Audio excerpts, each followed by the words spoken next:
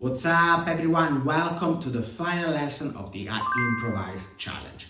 First of all, let me congratulate everyone who took the time to work on this challenge. You did great and all of you improved, which is amazing. I'm a bit sad that this is the last lesson and I even thought about adding one more, but then I thought, you know what, let's keep things as planned. So for this lesson, you have total freedom because you will be using a backing track that doesn't have chords, but that has a drone. A drone is a sustained note which is used throughout the entire piece. To be precise, in the backing track you will actually have two notes played together, but that's the same thing. The cool thing for you is that you can actually play any scale in the key of the drone. So you can try with the minor pentatonic, with the major pentatonic, and to be honest, with any other scale you might know. And in fact, today I will show you a really cool one that you might want to use.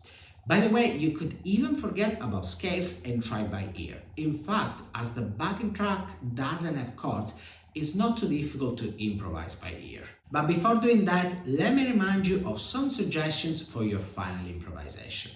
Remember to start your licks on the offbeat. I mean, not all of them, but don't forget that you know this trick and this does make your licks sound more interesting.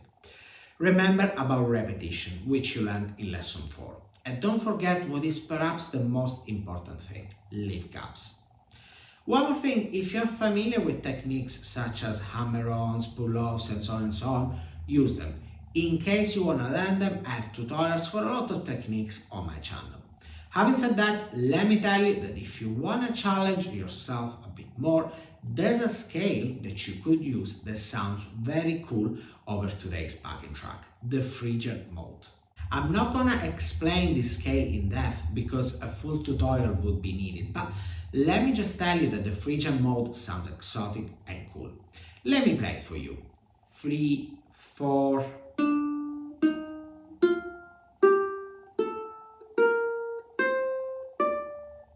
Going back.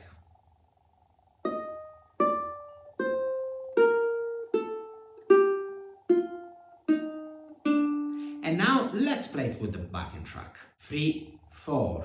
And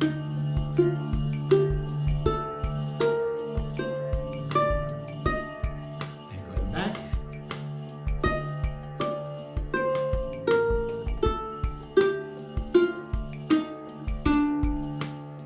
Okay, time to demonstrate your assignment. I will actually do it twice. The first time I will improvise using the Phrygian with the backing track in D. And the second time using the G major pentatonic scale with the backing track in G.